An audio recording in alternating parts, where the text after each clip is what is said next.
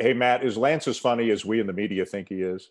He's hilarious. He is hilarious. He is one of my favorite people, and we actually got together not too long ago, and he's one of my all-time favorite people in the world. I want to do a baseball tonight another time. I was doing a game at Wrigley Field. Lance, you'll be able to tell me where it was. It's one of the worst storms I ever saw in my life. Oh, yeah. And you were playing first base, and I don't know what year it was. So, Matt, forgive me. I don't know if you were there. Lightning struck, and I mean, it was crazy. And you ran off the field. You had a chain on or something like that. And I think you were worried about getting struck by lightning. And the game's going on. All of a sudden, Lance is breaking for the dugout. Does that ring a bell? Yeah, does it ring a bell? I mean, the lightning hit the firehouse directly across the street from the stadium, and I don't know who the umpires were, but I mean, I've seen lightning storms. You know, we've spent a lot of time outside in my life, and that's one thing you don't want to jack with. So we're standing outside of here, an obvious, Armageddon type weather situation. Lightning hits the firehouse directly across the street. And the umpires are just standing there like, where are you going? I'm like, well, I'm not standing out there like an idiot in a lightning storm.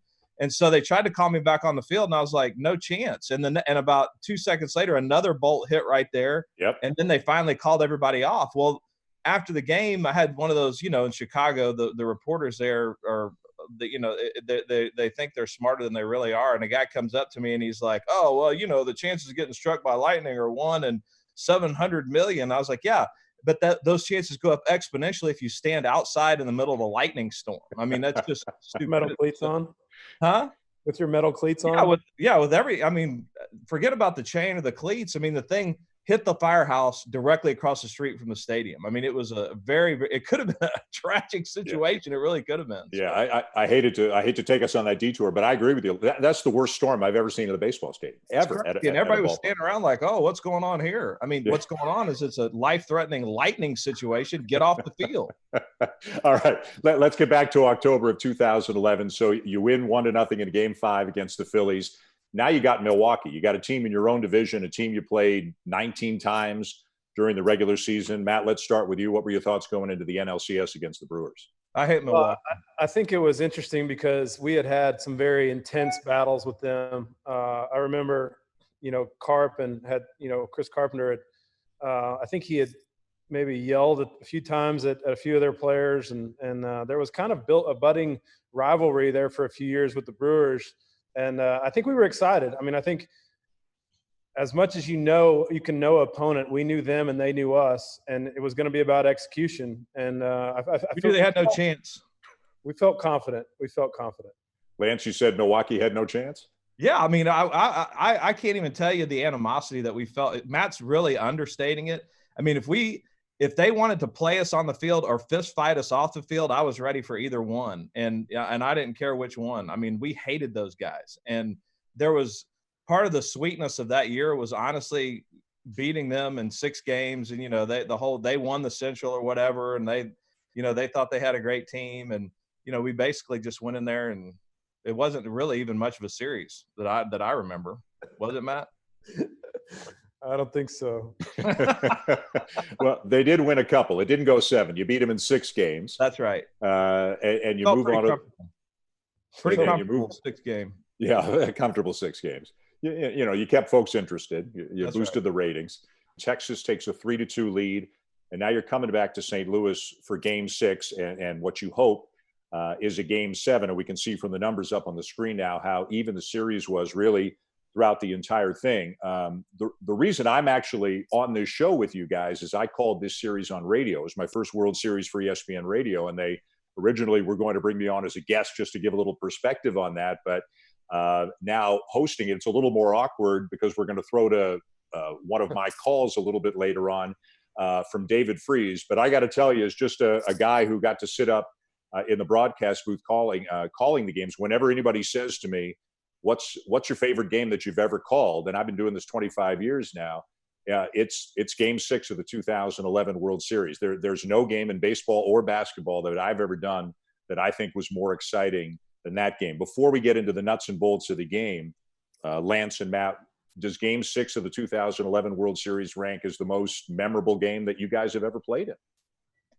I mean, for me, there's no doubt it does. But before we move on from that, I would like to say, and people are going to, if anybody's watching this, they're probably like, if they don't already think that I'm a jerk, they probably will after this.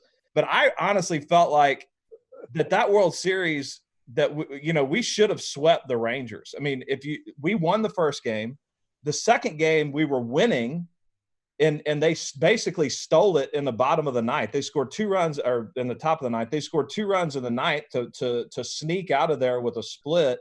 We absolutely boat raced them in the third game. I mean, it was like, we scored 17 runs or whatever. So we very easily could have been up 3-0, and it wouldn't have even been a series, but for the fact that we had a little bit of a hiccup in that second game. But anyway, all that to say, we could have easily won that series in 4 games. I felt like we had the team to do it. But since we did have to fight them a little bit, when we got to game 6, there's no question that it's not the most cleanly played game. Dan, I know you'll remember.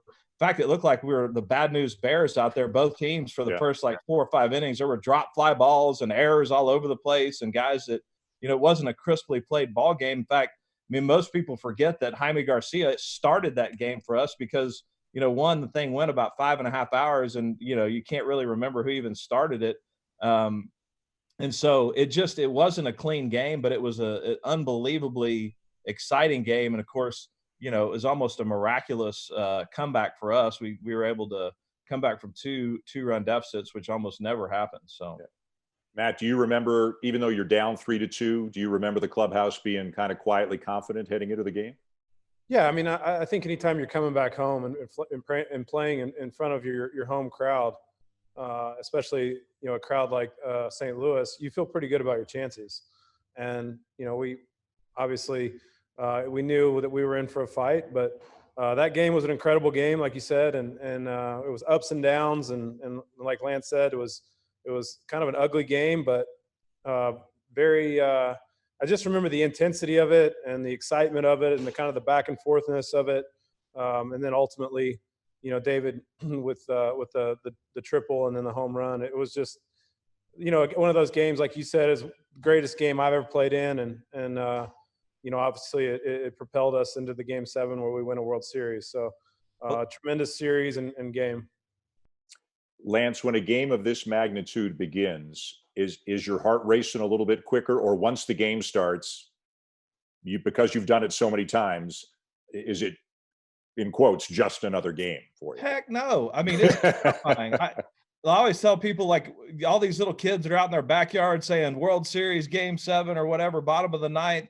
The only reason they're playing that is because they've never been there, because it's terrifying. If they knew what it felt like, they would never pretend that ever. So, no, I mean, the whole game, you're sitting there and you feel like you're going to puke. And I mean, that there's so much riding on every at bat and every play. And, there is times where you do get into the competition and you kind of like, you have done it so much that you're able to execute what you need to do to be successful. But man, I'm telling you right now, that fear, there's nothing like World Series fear or playoff baseball fear. I mean, it is sometimes it can be overwhelming. At least that's the way I felt. Yeah, and as you said, the first few innings were a little bit sloppy, 5 errors between the two teams, high-scoring game. They take a lead, you come back. They take a lead, you come back. And when people say to me, why was that game so exciting? Why is that the most exciting game you've ever called? The easiest way for me to explain it is there have only been 3 times in the history of baseball when a team was a strike away from winning the World Series and didn't get it done. And 2 of the 3 happened in that game. Like, if that doesn't make it the best game in the history of baseball, I don't know what does.